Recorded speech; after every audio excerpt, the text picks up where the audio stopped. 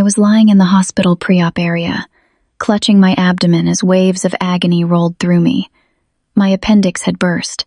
The infection was spreading. I was 22 years old, and I was terrified. My mother stood beside the gurney, her phone buzzing in her hand. I begged her to stay with me through the surgery. She looked at me with cold eyes and said the words that would change everything. "Your sister's graduation is more important than your surgery. You'll be fine. The doctors will take care of you." She turned and walked away. I watched her back disappear as they wheeled me toward the operating room, alone. The anesthesiologist told me to count backward from 10. I made it to 7 before the world went black, but not before the tears started streaming down my face. When I woke up in recovery, the pain was worse than before. Everything felt wrong. My throat was raw from the breathing tube. My abdomen felt like someone had set it on fire. The room was dim and empty, except for the steady beep of monitors. A nurse appeared beside me. Her name tag read, Patricia. She had kind eyes and gray hair pulled back in a neat bun. She took my hand without me asking. "You're okay, sweetheart," she said softly. The surgery went well, but it was more complicated than they thought. The infection had spread quite a bit. "You're going to need to stay here for 5 to 7 days so we can give you IV antibiotics and keep an eye on you." I tried to speak, but my mouth was too dry. Patricia held a cup of ice chips to my lips. "Your family?" she asked gently. I shook my head, and fresh tears came. Patricia squeezed my hand tighter. "Then I'll check on you every chance I get," she promised. Over the next 2 days, I called my parents 17 times. My father answered once and said they were still celebrating with Amanda. My mother didn't pick up at all. I watched my sister's social media posts from my hospital bed. Pictures of her in her cap and gown, surrounded by our parents, aunts, uncles, cousins. Everyone was there. Everyone except me. The graduation party looked beautiful. There was a banner that said, "Congratulations, Amanda," in huge letters. There were tables full of food, a cake with her face on it, balloons everywhere. My mother had spent months planning it. In one photo, Amanda stood between our parents, all 3 of them beaming at the camera. My father had his arm around her shoulders. My mother was kissing her cheek. I posted nothing. I had no one to take pictures of me in my hospital gown, attached to IV poles and monitors. On the 3rd day, everything changed. I woke up in the middle of the night feeling like I was on fire. My temperature had spiked to 104 degrees. My heart was racing. I couldn't catch my breath. Alarms started going off on all my monitors. Within seconds, nurses flooded into my room. Patricia was there, her face tight with worry. "We need to get her back to the OR now," someone said. "She's septic." I barely remember the rush down the hallway. I remember Patricia running alongside my gurney, still holding my hand. I remember the bright lights of the operating room. I remember thinking I was going to die alone. The second surgery was even worse than the first. The infection had created abscesses that needed to be drained. The surgeon had to clean out my entire abdominal cavity. I spent 6 hours on the table. When I woke up this time, I had drainage tubes coming out of my stomach and a PICC line in my arm for long-term antibiotics. The surgeon came to see me the next morning. He was a tall man with tired eyes, probably in his 50s. "You're very lucky to be alive," he said. "If you'd been at home when this happened, you wouldn't have made it. The sepsis was severe." My parents finally showed up on day 4. Not because they were worried, but because the hospital kept calling them as my emergency contacts. They walked in looking annoyed, like this was a huge inconvenience. My mother's first words were not, "Are you okay?" or, "We were so worried." She said, "See? You're fine. You didn't really need us here. We would have just been in the way." My father nodded in agreement. "The doctors handled it. That's what they're trained for." Amanda came too. She stood in the doorway, scrolling through her phone, barely looking at me. When my mother suggested they cut their post-graduation celebration short to stay with me, Amanda actually rolled her eyes. "This is so typical," Amanda muttered, "always making everything about her. I just had the biggest day of my life, and now we have to deal with this drama." I stared at her in disbelief. Drama. I'd nearly died, and she called it drama. They stayed for 20 minutes. My mother spent 15 of those minutes showing me pictures from the graduation party on her phone, telling me everything I'd missed, how beautiful the ceremony was, how proud everyone was of Amanda, how perfect the party turned out. "You would have loved it," she said, without a trace of irony. Then they left. Said they had dinner reservations with family friends who wanted to celebrate Amanda. Patricia came back after they were gone. She didn't say anything. She just pulled up a chair and sat with me while I cried. I was finally discharged after 9 days. 9 days that felt like 9 years. Patricia gave me her personal phone number before I left. "You call me if you need anything," she said, hugging me carefully to avoid my incisions. "I mean it. Anything." Going back to my apartment was surreal. I'd been a college senior with a bright future ahead of me. Now I could barely walk from my bed to the bathroom without stopping to catch my breath. My incisions were healing, but the pain was constant and deep. It felt like someone had rearranged my insides and forgotten to put them back properly. The academic consequences hit fast. I'd missed my final exams in 4 classes. I had 2 major papers due that I hadn't been able to complete. My professors were sympathetic when I showed them my hospital discharge papers, but sympathy didn't change the rules. I could make up the work, but I'd have to take incompletes and finish everything over the summer. My graduation was delayed by a full semester. I was pre-med. I'd been planning to take the MCAT that summer and apply to medical schools in the fall. All of that had to be pushed back. My carefully planned timeline was destroyed. Physical recovery was harder than anyone had warned me it would be. I couldn't lift anything over 5 pounds. I couldn't drive for 3 weeks. I had to sleep sitting up because lying flat hurt too much. The drainage tubes came out after 2 weeks, but the incisions took forever to heal properly. I had to pack one of them with gauze twice a day because it wasn't closing right. But the physical pain was nothing compared to the emotional devastation. My family acted like nothing had happened. At Sunday dinners, which I forced myself to attend out of some misguided sense of obligation, the conversation was entirely about Amanda and her bright future. She'd gotten a job at a local retail store while she figured out her next steps. My mother talked about it like she'd been appointed to the Supreme Court. "Amanda's manager says she's a natural leader," my mother gushed. "She's only been there 2 weeks and they're already talking about promoting her." I said nothing. I pushed food around my plate and tried not to wince every time I moved wrong and felt a sharp pain in my abdomen. When I tried to talk about my own struggles, about having to delay graduation, about the constant pain, about the fear that I'd never be the same, my mother waved it off. "You're being dramatic, Crystal. Lots of people have appendix surgery. You're acting like you're the only person this has ever happened to." Amanda was worse. She found my pain hilarious. "You're milking this for attention," she said one Sunday, loud enough for everyone to hear. "It was just appendicitis. People have that surgery all the time. My friend's little brother had it when he was 8, and he was back in school in a week." I tried to explain that mine wasn't just appendicitis, that I'd had peritonitis and sepsis and 2 surgeries and nearly died, but no one wanted to hear it. My father's response was somehow the most hurtful. "Your sister only graduates once. We made the right choice. You're being selfish for trying to make us feel guilty about it." Selfish. I was selfish for nearly dying. I stopped going to Sunday dinners. 6 weeks after my first surgery, I had a follow-up appointment with the surgeon who'd saved my life. I'd been experiencing ongoing pain that was getting worse instead of better. Some days I could barely stand up straight. I'd been living on ibuprofen and hoping it would eventually get better. The surgeon ordered a CT scan. I remember lying in that cold machine, the contrast dye making me feel flushed and nauseous, wondering what else could possibly be wrong. When the results came back, the surgeon's face told me everything before he even spoke.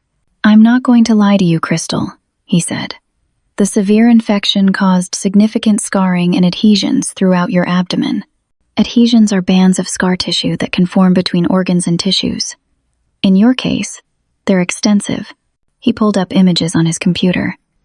Even I could see the problems, and I was just a pre-med student. This is going to be a chronic condition, he continued. You'll have recurring pain. There's a significant risk of bowel obstructions in the future, which could require emergency surgery. We'll need to monitor you closely for the rest of your life. The room felt like it was tilting. There's something else, he said, and his expression grew even more serious. The scarring has affected your reproductive organs. You may have difficulty getting pregnant in the future. It's not impossible, but it will likely be complicated. You'll need to work with specialists when the time comes. I couldn't speak. I was 22 years old, and he was telling me my body was permanently damaged. I need to be honest with you about something, the surgeon said quietly. If you'd been brought to the emergency room when your symptoms first started, if you'd had surgery within the first 12 hours, most of this could have been prevented. The delay made everything worse. I thought back to that night. The night before Amanda's graduation rehearsal dinner, I'd told my parents I was in severe pain. I'd begged them to take me to the hospital. My mother had given me 2 Tylenol and told me to lie down. Your sister's rehearsal dinner is in an hour, she'd said. You can wait until tomorrow. But by tomorrow, my appendix had already burst. I drove straight from the doctor's office to my parents' house. I needed them to understand what their choice had cost me. I needed them to acknowledge what they'd done. My mother was in the kitchen making dinner. My father was watching television in the living room. Amanda was upstairs in her old bedroom, probably on her phone. We need to talk, I said. My mother didn't even turn around from the stove. If you're here to complain again, I don't want to hear it. I just came from the doctor, I said, my voice shaking. The infection caused permanent damage. I have chronic pain now. I might not be able to have children. The doctor said if you'd taken me to the hospital when I first asked, this wouldn't have happened. My mother finally turned around. I expected guilt, remorse, maybe even an apology. Instead, she looked angry. Stop trying to make us feel guilty, she snapped. We made the right choice for our family. Amanda's graduation was important. You're fine. You're standing here, aren't you? You're alive. Stop being so dramatic. Amanda appeared in the doorway, drawn by the raised voices. Oh my God, she groaned. Are you seriously still talking about this? It was months ago, get over it. Get over it? I repeated, my voice breaking. I might never be able to have children because of what happened. I'm in pain every single day. My entire life plan has been derailed. Maybe if you weren't so dramatic about everything, this wouldn't have happened, Amanda shot back. You've always been like this, always making everything about you, always needing attention. I looked at my father, hoping for support. He just shook his head. Your sister's right, he said. You need to move on. I left that house knowing I would never get the acknowledgement I needed. I would never get an apology. They would never admit they'd been wrong.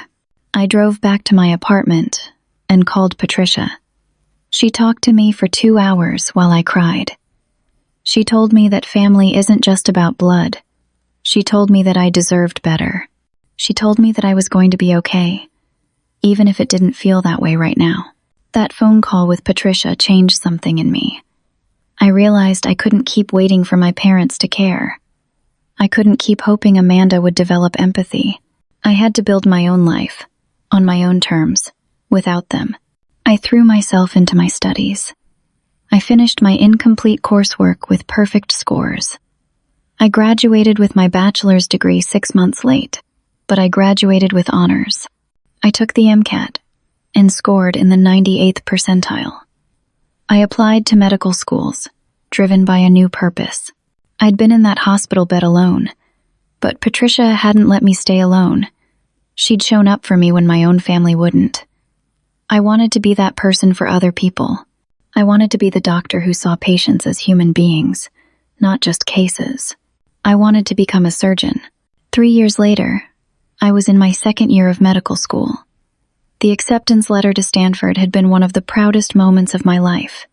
I'd done it entirely on my own. I'd taken out student loans, worked part-time jobs, and cut my family contact down to a bare minimum, mandatory holiday appearances, and nothing more.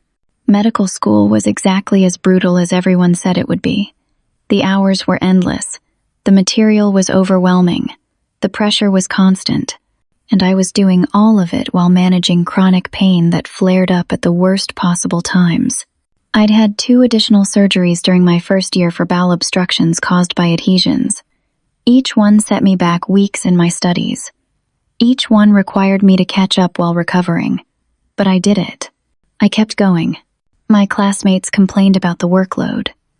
I understood their exhaustion, but I also knew I couldn't afford to fall behind. I studied through pain that would have sent most people to bed.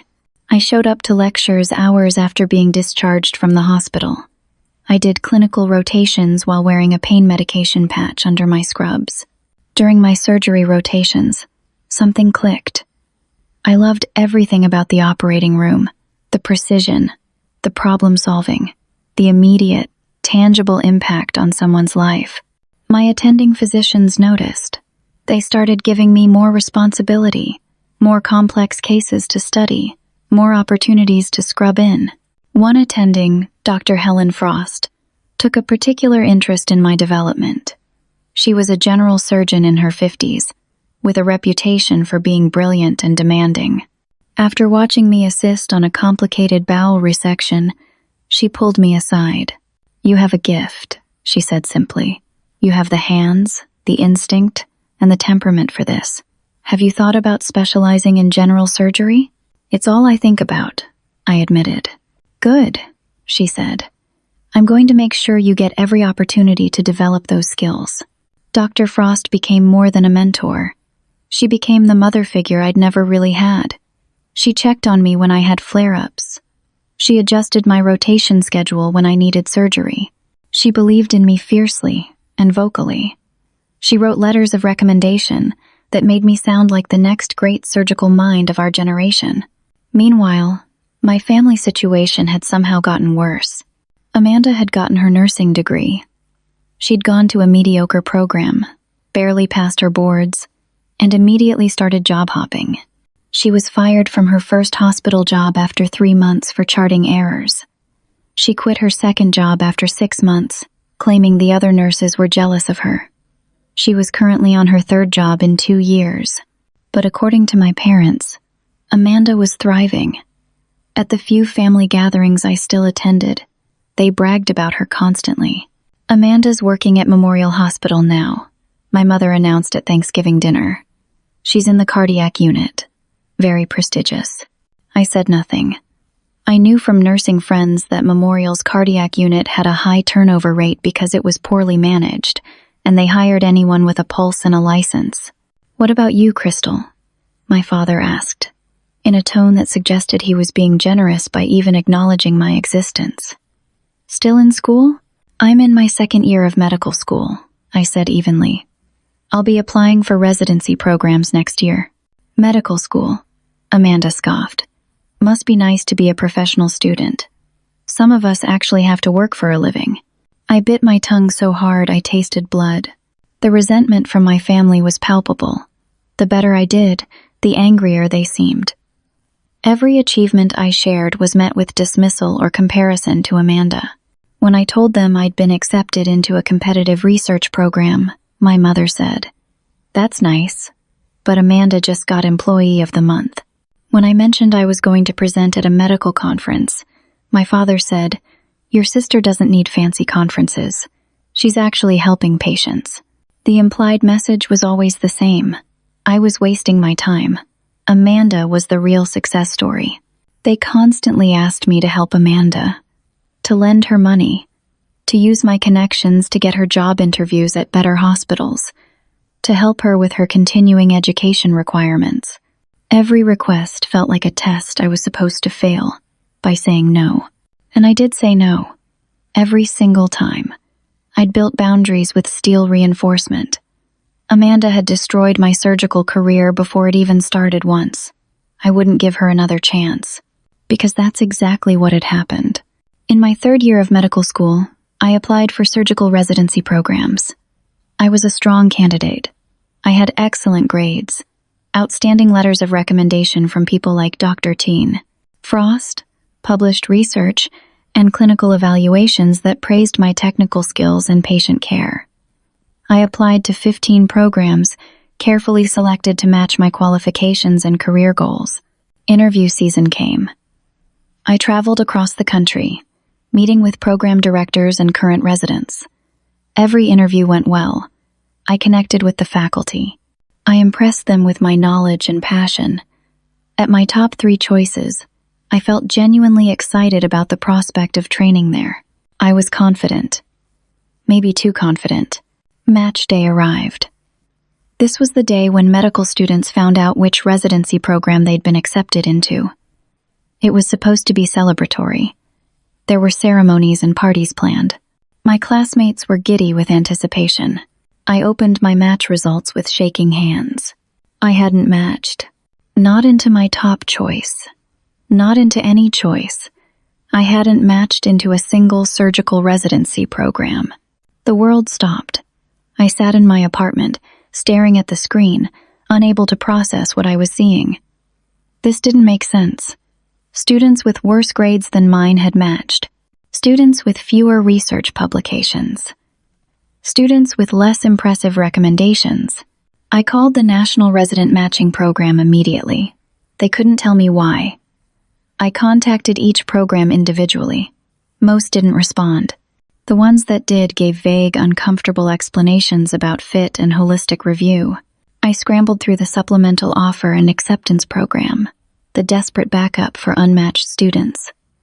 I managed to secure a position in an internal medicine residency at a decent program. It was something, but it wasn't surgery. My dream felt dead. Dr. Frost was furious on my behalf. She made calls, demanded explanations, tried to pull strings. Nothing worked. No one would give us a straight answer about why I'd been rejected everywhere. I started my internal medicine residency feeling like a failure. The work was interesting, and I was good at it, but it wasn't what I wanted. Every time I walked past the surgical suites, my heart ached. 6 months into my first year, I got a call from Dr. Frost. "I found out why you didn't match," she said, her voice tight with anger. "You need to sit down for this." I was already sitting, but I gripped the armrest of my chair. "One of the program directors at Harbor General finally talked to me off the record," Dr. Frost continued. "Apparently, multiple residency programs received phone calls during interview season. The caller identified herself using your mother's first name and last name. She claimed to be calling out of motherly concern. She told them you had serious mental health issues, that you were unstable, that you'd attempted to harm yourself multiple times, that you had a drug problem related to your pain medication from your abdominal surgeries." My blood went cold. "She provided enough personal details to make it believable," Dr. Frost went on. "She knew about your surgeries, your medical history, your undergraduate institution. The programs didn't verify the information because they were worried about liability. They just quietly rejected you." "It wasn't my mother," I whispered.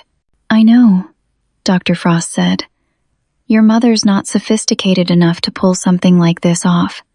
But someone who knows your history and has access to your personal information could." Amanda. My sister had sabotaged my entire surgical career before it even began. I hung up with Dr. Frost and immediately called Amanda. She answered on the 3rd ring. "What?" she said, her tone already defensive. "You called the residency programs," I said. My voice was eerily calm. "You pretended to be Mom. You told them I was mentally unstable and had a drug problem." Amanda didn't even hesitate.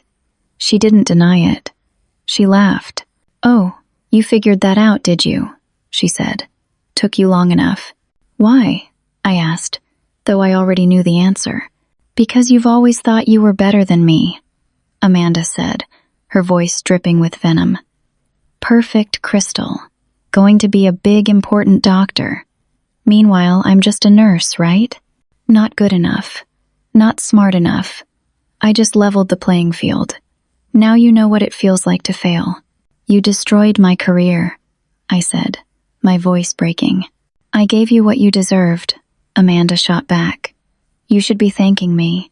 Now you know how it feels when things don't go your way. Welcome to the real world." She hung up. I called my parents next. I told them everything.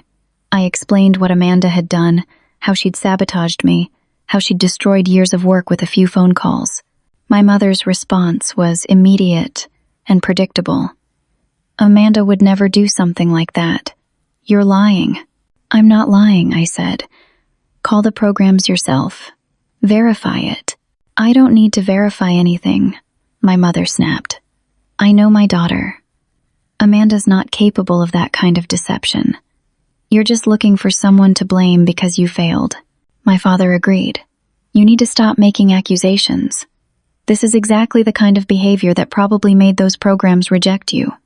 You're bitter and spiteful." They believed Amanda over me. They always would. I hung up and sat in silence for a long time. Then I made a decision. I was done. Done hoping they'd see the truth. Done expecting them to care. Done waiting for acknowledgement or apologies that would never come. I blocked all their numbers. I blocked Amanda on every social media platform. I cut them out of my life completely. And then I got to work, proving Amanda wrong. The next few years were the hardest and most rewarding of my life. I channeled every ounce of anger, hurt, and betrayal into becoming the best doctor I could be. If I couldn't become a surgeon through the traditional path, I'd find another way. I threw myself into internal medicine with the same passion I'd reserved for surgery. I worked harder than anyone else. I volunteered for the worst shifts. I took on the most complicated patients. My attendings noticed. My co-residents noticed. I developed a reputation as someone who never gave up on a patient, who would stay late figuring out a diagnosis, who treated every person with genuine compassion. But I never stopped assisting in surgeries. Whenever there was an interesting case, I found a way to scrub in. I studied surgical techniques in my limited free time. I practiced suturing on simulation models at midnight after my shifts ended. Dr. Frost remained my champion. She never let me give up on my surgical dreams. She'd call me at random times just to check in, to remind me that one setback didn't define my career, to tell me about alternative pathways into surgery. "There's something called a surgical fellowship," she told me during one of our coffee meetings in my second year of residency. "It's not common, but doctors from other specialties can do additional training to become surgeons. It's harder. You'll have to work twice as long to get to the same place, but it's possible." "I'll do whatever it takes," I said immediately. "I know you will," Dr. Frost smiled. "That's why I've already started making calls." She became more than a mentor. She was the mother I'd never had. She came to my residency graduation when my own parents didn't. She helped me move into my new apartment when I relocated for my fellowship. She lent me money when I was struggling with student loan payments. She was there for every surgery I had, every flare-up, every moment when the pain made me want to quit. Patricia stayed in touch too. That nurse who'd held my hand during the worst night of my life had become a close friend. We talked every few weeks. She'd since moved to a different hospital, but she always asked about my career, my health, my life. She sent me a card every year on the anniversary of my first surgery with the same message. "You survived. You're stronger than you know." True to Dr. Frost's promise, I was accepted into a general surgery fellowship at Massachusetts General Hospital. It was a prestigious program, and they were willing to take a chance on someone with an unconventional background. The fellowship would be 3 years, and then I'd need to complete a 2-year residency to be fully trained. It was 5 more years to get to where I could have been in 4 if Amanda hadn't sabotaged me. But I didn't care. I was going to be a surgeon. The fellowship was brutal. I was older than the other fellows, had more debt, and had to prove myself constantly to faculty who questioned whether an internal medicine doctor could really make the transition. I worked 18-hour days. I studied every night. I practiced every technique until my hands cramped. And I excelled. My surgical skills developed quickly. My patient outcomes were excellent. My research was published in top journals. By the end of my fellowship, I had multiple job offers. 5 years after Amanda's sabotage, 7 years after that night in the hospital when my parents chose her graduation over my surgery, I was finally a fully trained, board-certified general surgeon. I was 31 years old. Dr. Frost called me with an opportunity. Riverside Medical Center is looking for a new chief of surgery, she said. It's in your home state. A good hospital, respected, looking to expand their surgical services. The pay is excellent. The position would give you the authority to build a department exactly how you want it. I think you should apply. My home state, I repeated. That's where my family lives. I know, Dr. Frost said. But you've spent 7 years proving you're stronger than what they did to you. Maybe it's time to go home on your own terms. As chief of surgery. The idea was terrifying and appealing in equal measure. Going back to the place where I'd been dismissed and underestimated, but going back as the boss. As someone who'd succeeded despite everything. I applied. I interviewed. The hospital board was impressed by my credentials, my vision for the department, my patient care philosophy. They offered me the position. I accepted. 3 weeks before my official start date, I moved back. I found an apartment, unpacked my belongings, and prepared to begin this new chapter. I was nervous, but excited. This was everything I'd worked for. Then, on a Tuesday morning, everything nearly fell apart again. I was doing a complex gallbladder removal that had been scheduled before my official start date. The patient had severe inflammation, and the anatomy was distorted. During the surgery, I encountered a bile duct injury that I immediately recognized and repaired. These injuries happen occasionally in complicated cases, and I handled it exactly right according to all surgical protocols. The patient did well post-operatively. But the patient's family was angry. They didn't understand that complications can occur even with perfect surgical technique. They threatened to sue. They went to the local media and claimed I was incompetent, that the hospital had made a mistake hiring someone with an unconventional training path as chief of surgery. The news picked up the story. Suddenly, there were articles questioning my qualifications. My photo was on the local evening news with headlines like, "New chief's first case ends in complication," and "Hospital questioned about chief of surgery hire." That's when things got worse. Someone anonymously contacted both the media and the hospital board. This anonymous source provided detailed information about my failure to match into surgical residency years ago. They made it sound like I'd been rejected because I was unqualified, leaving out the fact that I'd been sabotaged. They suggested I'd only gotten my current position through connections rather than merit.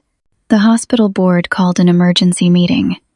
I had to sit in a conference room while board members questioned whether I was really the right choice, whether the controversy was worth it, whether they should terminate my contract before I'd even truly started. My reputation, my career, everything I'd worked for was crumbling again. I provided documentation. I had Dr. Frost fly in to vouch for me.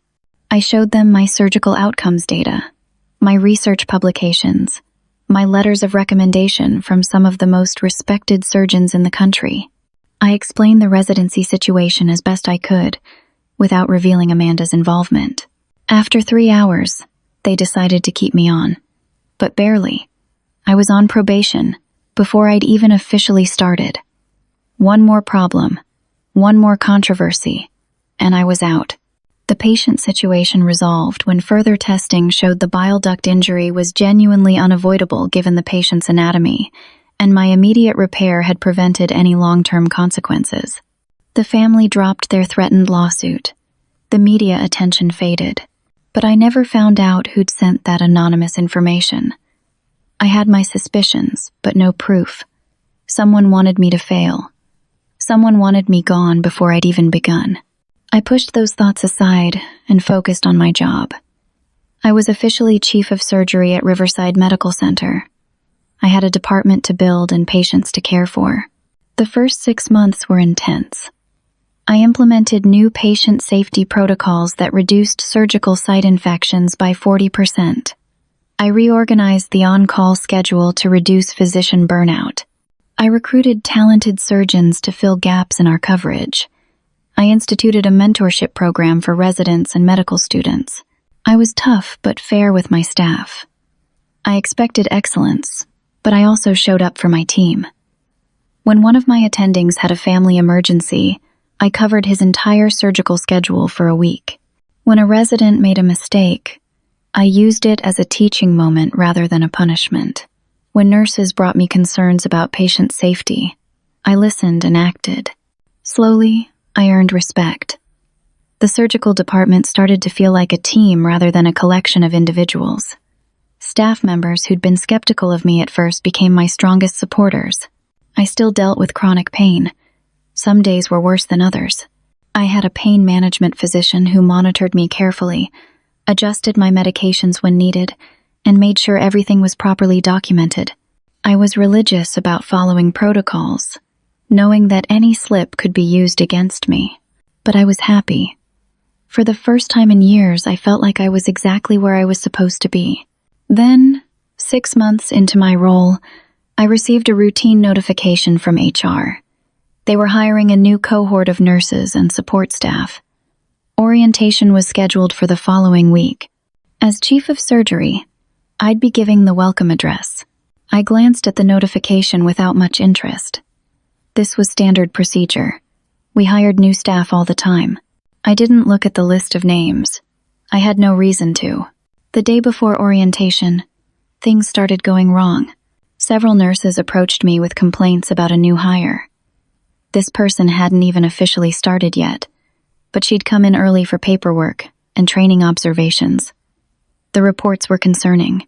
She was incredibly rude to a patient during her observation shift, one nurse told me.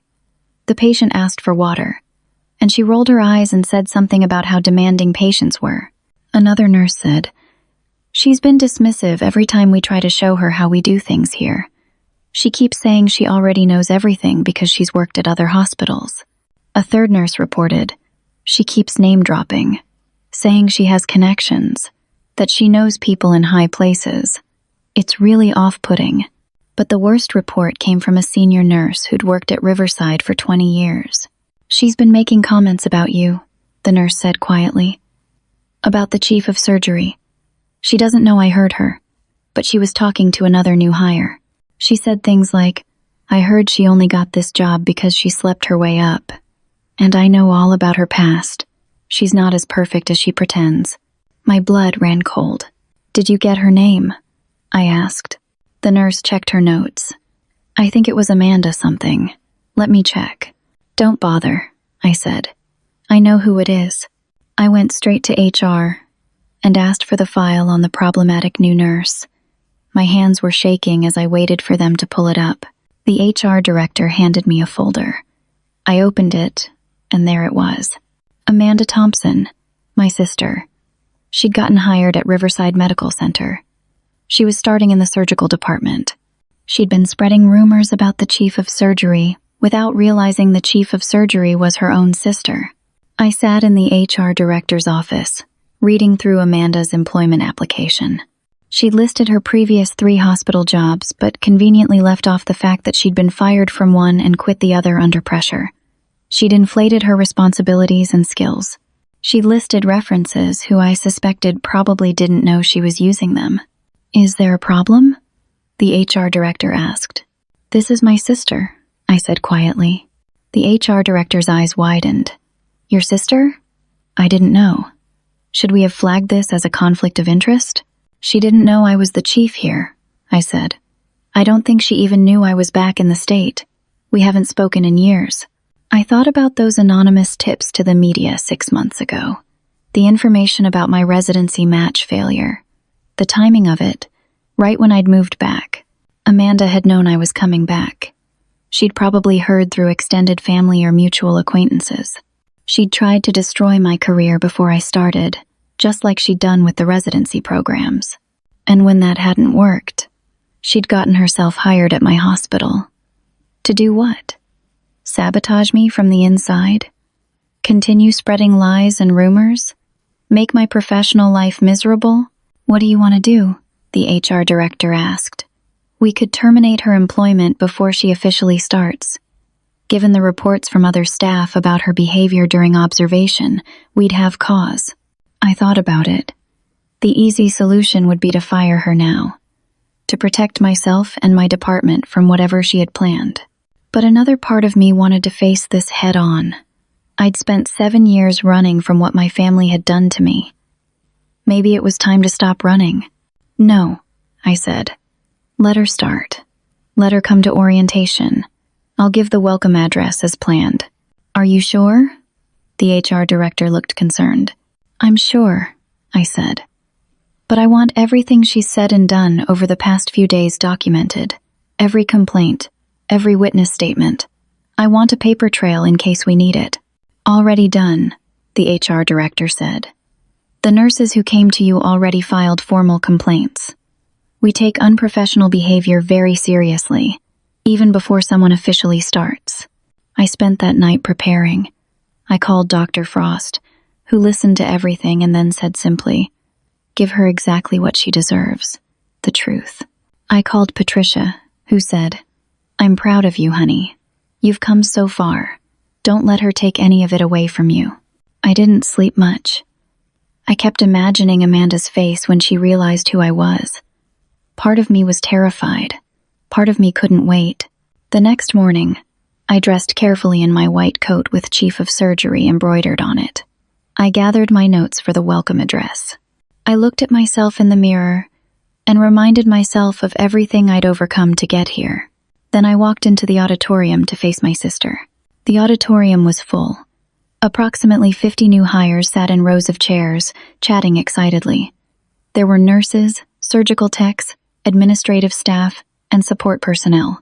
They were starting their orientation day, beginning their new jobs at Riverside Medical Center. I stood backstage, watching through a gap in the curtain. And there she was, front row, center seat, Amanda. She looked different than the last time I'd seen her 7 years ago. Her hair was shorter. She'd gained some weight, but her expression was the same, confident, entitled, slightly superior. She was talking to the new hires around her, gesturing animatedly. I couldn't hear what she was saying from backstage, but I could imagine. More rumors about the Chief of Surgery, more claims about having inside knowledge, more attempts to establish herself as someone important before she'd even officially started. The HR director came backstage to give me a 5-minute warning. Are you ready? She asked. As ready as I'll ever be, I said. Just so you know, the HR director said quietly. She's been talking nonstop since people started arriving. She told at least 10 people that she has family connections that will help her advance quickly here. She doesn't know those connections, are you? I almost laughed. Of course Amanda thought family connections would help her. She'd spent her whole life benefiting from being the favorite child. She had no idea what it was like to succeed despite your family rather than because of them. The HR director walked out to introduce me. I heard her voice through the speakers. Good morning, everyone, and welcome to Riverside Medical Center. We're so pleased you've chosen to join our team.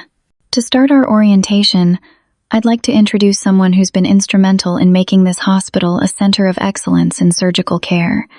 Please welcome our Chief of Surgery, Dr. Crystal Thompson. I walked onto the stage. The room went absolutely silent. All 50 new hires turned to look at me, politely attentive. Except for one. Amanda's face drained of all color. Her mouth fell open. She gripped the armrests of her chair like she might fall over. Our eyes met. I saw shock, recognition, and then something else. Calculation. She was already trying to figure out how to spin this to her advantage. I walked to the podium with perfect composure. I'd practiced this walk 1,000 times in my mind. Confident but not arrogant, professional but approachable.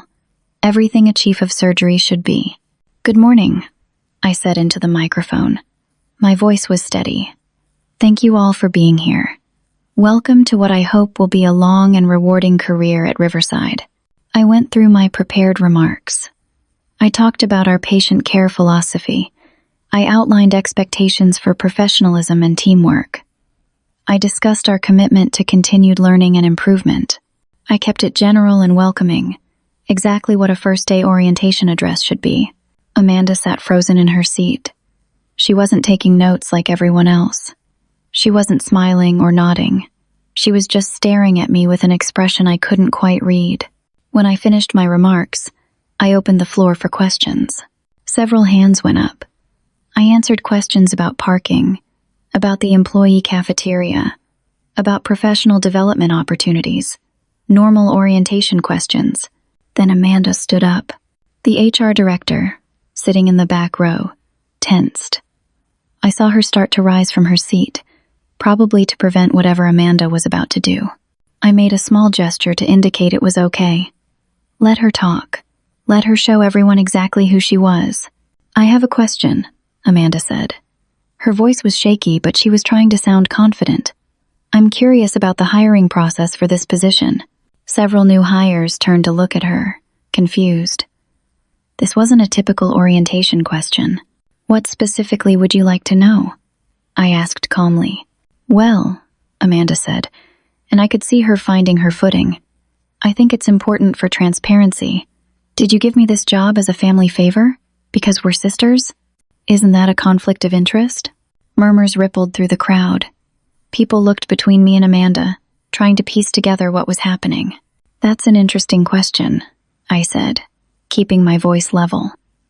For the record, I did not give you this job. The hiring committee did, without my input or knowledge. I didn't know you'd applied here until yesterday. But now that you do know, Amanda pressed, isn't that nepotism? Shouldn't you have disclosed this conflict of interest? I could see what she was doing. She was trying to paint me as unprofessional, as someone who'd bend the rules for family. She was trying to make herself look like a victim who was being honest about potential ethical issues. The hospital has clear policies about conflicts of interest, I said. Those policies are being followed. Next question? But Amanda wasn't done. I think people should know that you and I have a complicated history. I'm concerned about retaliation. I'm worried that because of personal family issues, you might treat me differently than other staff members. Unfairly. Now the murmurs were louder. New hires were looking at me with questions in their eyes. Was the chief of surgery going to abuse her power against a family member? Was this going to be a hostile work environment? Your concern is noted, I said. I treat all staff members with professionalism and fairness. That includes family members. Amanda pulled out her phone. Actually, I've been documenting everything since I got here. I knew something like this might happen. I want everyone to know that if there's any retaliation, any unfair treatment, I have evidence. She was so confident, so sure she was winning this confrontation. That's your right, I said simply. I've already filed a complaint with the state medical board, Amanda announced to the room. She was speaking louder now, making sure everyone heard. I have concerns about Dr. Thompson's fitness to be chief of surgery. I believe she may be improperly prescribing pain medication to herself. I have reason to believe she's not mentally fit for this position. I'm doing this to protect patients. The room erupted. Gasps of shock. Whispered conversations. The HR director was on her feet, along with the hospital administrator who'd been sitting in the back. Several of the new hires looked at Amanda with horror. A few looked at me with suspicion. Amanda smiled. She thought she'd destroyed me. She thought she'd won, just like she'd won 7 years ago when she sabotaged my residency matches. She thought she could make me look unstable, incompetent, and dangerous. She thought she could take away everything I'd built, right here, right now, in front of 50 witnesses. She had no idea what was about to happen. I stood at the podium, looking at my sister. She was still smiling, confident in her victory. Around the auditorium, new hires were whispering to each other, pulling out phones, looking shocked and uncomfortable. This orientation had just become the most dramatic first day anyone had ever experienced. I could feel the weight of this moment. Everything I'd worked for was balanced on how I handled the next few minutes. I could get angry. I could get defensive. I could let Amanda see how much she'd hurt me, how much this accusation stung. Or I could stay calm and let the truth speak for itself. That's a very serious accusation, I said, my voice steady. I appreciate you bringing your concerns forward. Patient safety is our highest priority. Amanda's smile faltered slightly. She'd expected me to fight back emotionally. My calm was throwing her off. However, I continued, I need to address these claims publicly since they were made publicly. I have never prescribed medication to myself. Ever. That would be both unethical and illegal.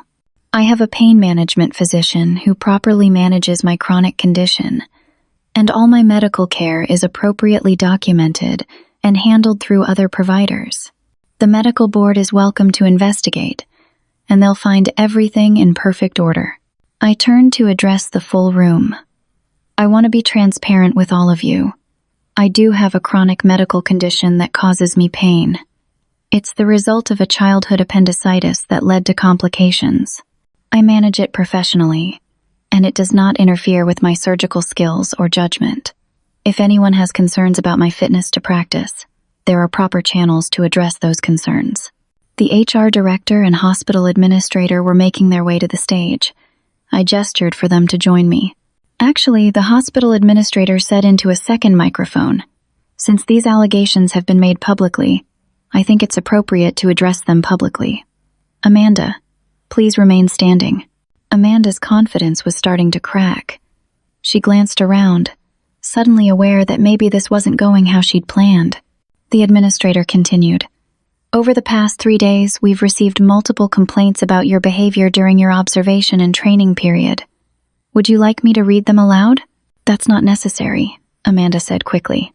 Those were misunderstandings. Were they? The HR director asked, pulling out a tablet. Let me read just a few. Quote, new hire was rude to a patient who asked for water, rolled her eyes and complained about demanding patience. Quote, new hire was dismissive of training and claimed she already knew everything. Quote, new hire made inappropriate comments about the chief of surgery, claiming she had slept her way into the position. Amanda's face was now bright red. I didn't know she was the chief. I was talking about someone I thought was incompetent. So you made defamatory statements about someone you'd never met? The administrator asked. Based on what information? Amanda opened her mouth, then closed it. We also pulled your personnel files from your previous employers, the HR director said. You listed 3 hospitals on your application. You were fired from Mercy General after 3 months for repeated charting errors and patient complaints. You quit Harborview after 6 months, when you were about to be placed on a performance improvement plan. Memorial Hospital declined to provide a reference when we called them. That's private information, Amanda protested. Not when you list them as previous employers, the administrator said. You also provided references who, when we called them this morning, had no idea you'd listed them. 2 of them said they barely knew you. Amanda was looking around wildly now, like a trapped animal. There's more, the HR director said. She looked at me. Dr. Thompson, you were experiencing some difficulties when you first arrived here 6 months ago. There was media attention and questions about your qualifications. Do you remember? I do, I said quietly. We've been investigating the source of those media leaks, the administrator said. Someone anonymously provided information about your training history to reporters and tried to make you look unqualified. We traced the emails. They came from an IP address registered to Amanda's home address. Amanda's eyes went wide. You can't prove that was me. Anyone could have used my computer. You live alone, the HR director said, and the emails were sent during times that match your work schedule at your previous job. More importantly, the person who sent those emails had detailed knowledge of Dr. Thompson's personal history, family history. The room was completely silent now. Every single person was watching this unfold. You tried to destroy your sister's career, the administrator said. 6 months ago, and again 7 years ago when you called residency programs pretending to be your mother. You can't prove any of this, Amanda was shouting now. This is a setup. She's retaliating against me because of our family issues. We have recordings, the HR director said calmly. Amanda froze. One of the nurses you spoke to yesterday recorded your conversation on her phone. She was concerned about the things you were saying and wanted documentation. You told her, and I quote, "My sister thinks she's so perfect. She has no idea I'm here. When she finds out, she's going to lose it. I'm going to make her life miserable. I'm finally going to win." The HR director played the audio. Amanda's voice filled the auditorium, clear and unmistakable, saying exactly those words. Several new hires gasped. A few looked disgusted. You also told this nurse about how you'd sabotaged Dr. Thompson's residency applications years ago, the HR director continued. You bragged about it. You said you called programs pretending to be your mother. You laughed about how it destroyed her surgical career. Amanda was shaking now. She deserved it. She's always been the favorite. She's always been perfect. Everyone loves her. I just wanted to be better than her for once. The truth was finally out. Not the calculated manipulation. Not the victim performance. Just raw, ugly jealousy. Dr. Thompson was never the favorite, the administrator said quietly. We know the whole story. We know your parents chose your high school graduation over her emergency surgery. We know she nearly died because of that choice. We know she's had to deal with chronic health issues because of it. And we know that instead of supporting your sister, you've spent years actively trying to destroy her. Amanda was crying now. But they weren't tears of remorse. They were tears of rage. This isn't fair. You're all believing her over me. She's manipulating you. She hasn't said a word against you, the HR director pointed out. She simply stood here while we presented factual evidence. Evidence we gathered independently, because your behavior was concerning from day one. The administrator looked at me. Dr. Thompson, do you have anything you'd like to say? I took a breath. I looked at Amanda, this person who'd tormented me for years, who'd sabotaged my career twice, who'd tried to destroy me at every turn, who'd been so consumed by jealousy that she couldn't see how she was destroying herself. Yes, I said. I'm sorry. Amanda's head snapped up. She clearly wasn't expecting that. I'm sorry that you felt like you needed to do any of this, I continued. I'm sorry you've carried so much anger and resentment for so long. I'm sorry our parents created an environment where you felt like you were competing with me instead of growing alongside me. And I'm sorry that it's come to this. Amanda's face crumpled. For a second, she looked like the sister I remembered from childhood, before everything went wrong. Then the mask came back. I don't want your pity, she spat. I wanted to win. There was never a competition, I said quietly. Only in your head. The administrator stepped forward. Amanda, your employment with Riverside Medical Center is terminated, effective immediately. Security will escort you from the building. You're not to return to hospital property for any reason. If you do, we will pursue trespassing charges. 2 security guards appeared at the auditorium doors. Amanda looked at them, then back at me. I hate you, she said. I've always hated you. Everything was always about you. Even when it was supposed to be my day, my graduation, you had to make it about you and your stupid appendix. I know, I said. I know you hate me, but I don't hate you. I just feel sad for you. That seemed to infuriate her more than anything else I could have said. She screamed something incoherent and tried to rush toward the stage. The security guards caught her before she got far. They escorted her out of the auditorium while she screamed and fought against them. The doors closed behind her. The room was silent. I looked at the 49 remaining new hires. They were all staring at me with various expressions of shock, sympathy, and awe. Well, I said into the microphone, that was not how I planned to start today. A few people laughed nervously. I want to be clear about something, I continued. What you just witnessed is not normal. It's not acceptable. It's the result of years of dysfunction and pain that I hoped I'd left behind.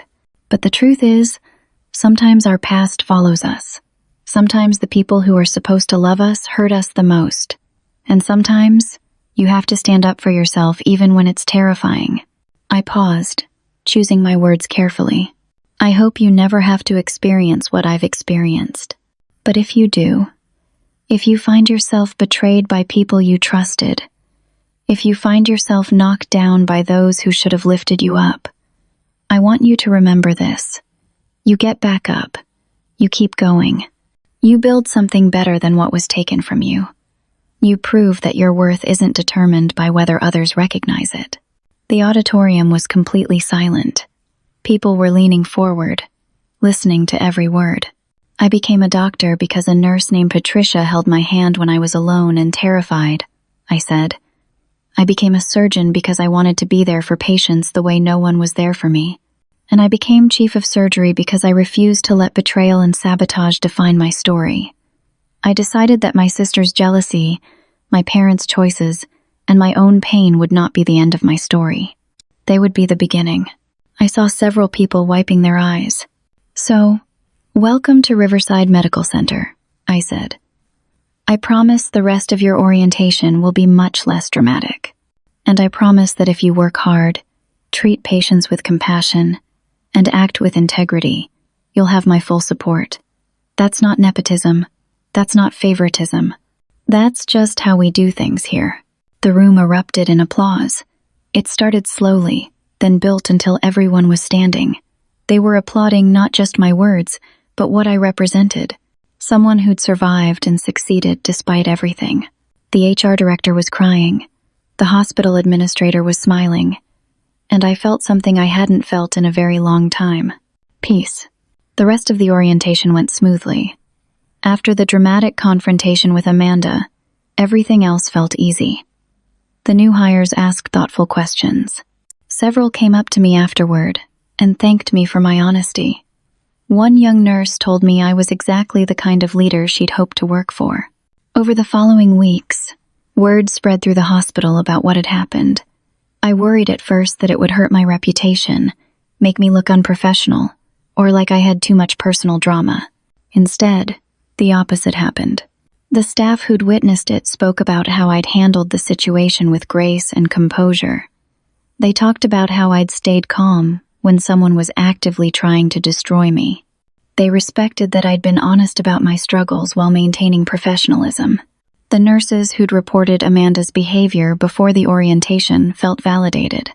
They'd been right to speak up, and they'd seen that leadership actually listened. Trust in my administration grew stronger. The medical board investigation that Amanda had filed was dismissed within a week. I provided complete documentation of my pain management care, showing that everything was properly prescribed, monitored, and documented. The board representative who reviewed my case even apologized for the inconvenience. "We have to investigate every complaint," she said. "But it was clear from the start that this was malicious. Your records are impeccable." The patient whose surgery had been complicated 6 months ago, the one whose family had threatened to sue and gone to the media, sent me a letter. They'd done their own research, after learning more about adhesions and surgical complications. They'd talked to other doctors who explained that what happened was an unavoidable consequence of their anatomy, and that my immediate recognition and repair had actually prevented serious harm. "We're sorry we made your job harder," the letter said. "Thank you for taking care of our mother with such skill." I framed that letter and hung it in my office. Dr. Frost called me the day after the orientation. "I heard what happened. I'm so proud of you." "I didn't do anything special," I said. "I just stood there while the evidence spoke for itself." "You did something incredibly special," Dr. Frost corrected. "You survived. You thrived. And when the person who tried to destroy you came back to try again, you didn't sink to her level. You stayed professional. You stayed compassionate. You stayed you." Patricia called next. "I always knew that little girl I met in the hospital would grow up to do amazing things. You proved me right. You saved me," I told her. "That night when everyone else left, you stayed.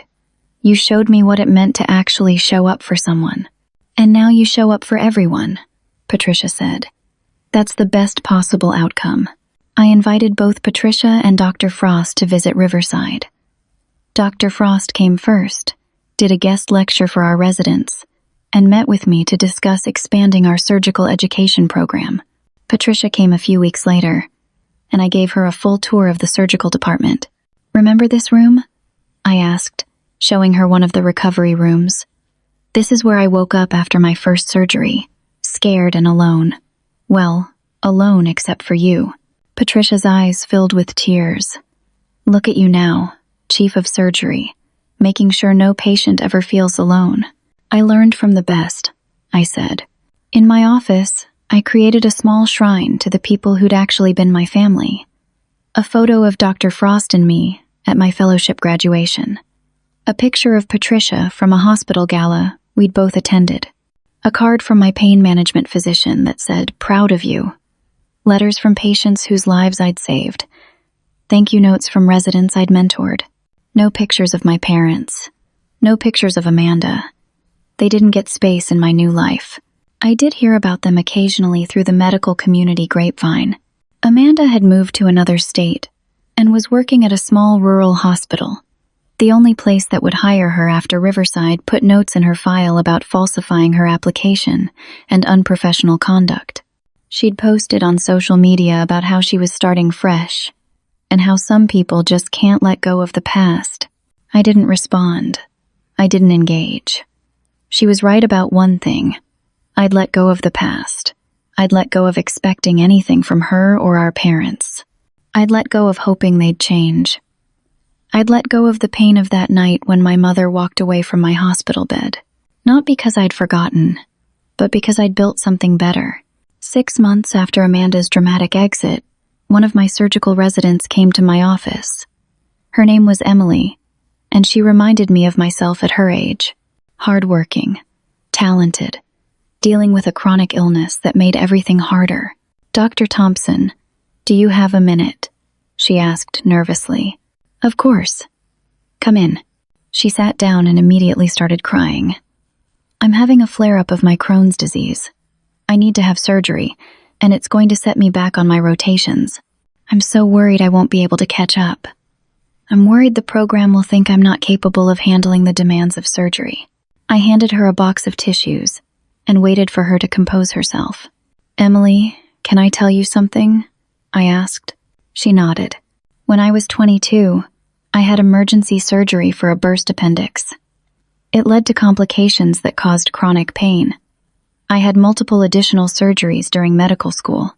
I was told I might never become a surgeon because of my unconventional path and health issues. And I was absolutely terrified that my body had betrayed me, that I'd never achieve my dreams." Emily looked up at me with wide eyes. "Having a chronic condition doesn't make you weak," I continued. "It makes you stronger. It gives you empathy that healthy people can't fully understand. It teaches you to manage pain and discomfort while still showing up for others.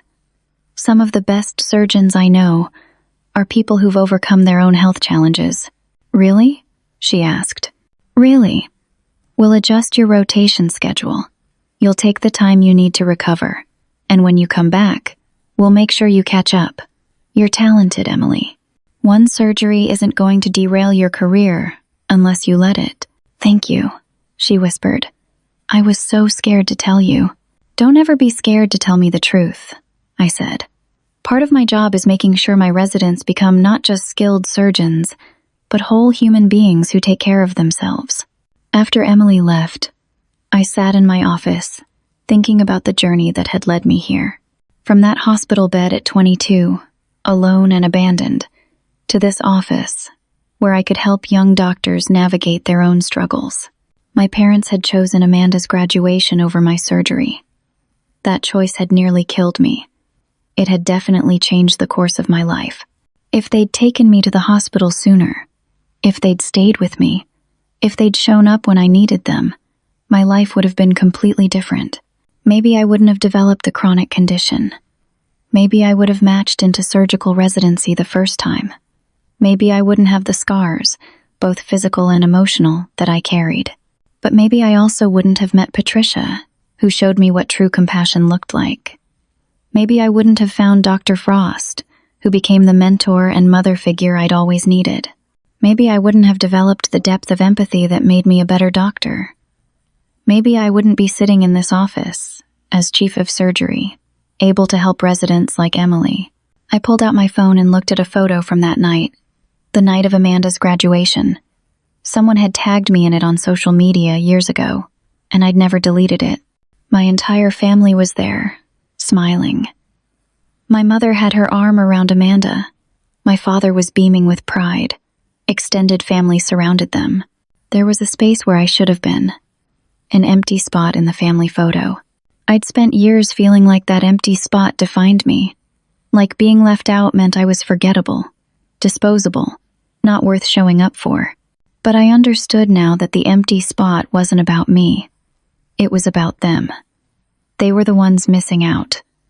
They were the ones who'd chosen so poorly that they'd lost a daughter completely. They were the ones who would never know the person I'd become. I deleted the photo. Then I opened my camera and took a new picture. It was just me, in my office, wearing my white coat with Chief of Surgery embroidered on it. I was smiling. Not a forced smile, but a real one. The smile of someone who'd survived the fire and come out stronger. I posted it to my professional social media with a simple caption: "Grateful for the journey. Grateful for the people who showed up. Grateful for the strength to keep going." The responses poured in. Colleagues congratulating me. Former patients thanking me. Medical students asking for advice. People I'd never met sharing their own stories of overcoming family betrayal and personal struggles. Not a single response from my parents or Amanda. And that was okay. Their silence was just as telling as their absence had been that night in the hospital. I'd learned the most important lesson. Your family is not defined by blood. Your family is defined by who shows up for you in your darkest moments, who holds your hand when you're scared, who believes in you when others don't, who helps you rebuild when everything falls apart. Patricia was my family. Dr. Frost was my family. The colleagues who'd stood by me were my family. The residents I mentored and who looked up to me were my family. The patients who trusted me with their lives were my family. And I was my own family. I'd shown up for myself when no one else did. I'd believed in myself when others tried to tear me down. I'd rebuilt my life brick by brick, surgery by surgery, until I'd created something beautiful. The sun was setting outside my office window. I had 2 more surgeries scheduled for tomorrow morning. I had a department meeting to prepare for. I had a life I'd built with my own hands. I thought about that girl on the gurney, watching her mother walk away. If I could go back and tell her anything, I'd tell her this: you're going to survive. You're going to thrive. The people who are supposed to love you are going to fail you, and it's going to hurt worse than any surgery. But you're going to find people who actually know how to love. You're going to become a surgeon. You're going to be chief. And one day, you're going to look back on this moment and realize that being left alone was the beginning of finding yourself. You're going to be okay. Better than okay. You're going to be exactly who you were meant to be. I closed my laptop and headed home. Tomorrow was a new day, full of new patients to help, new residents to mentor, new lives to touch. And I would show up for all of them, the way I'd learned to show up for myself, because that's what survivors do. We don't just overcome, we rise, we build. We create lives so full of meaning and purpose that the pain becomes just a chapter in a much larger story. And my story was far from over. It was just beginning. Before I go, I want to ask you something.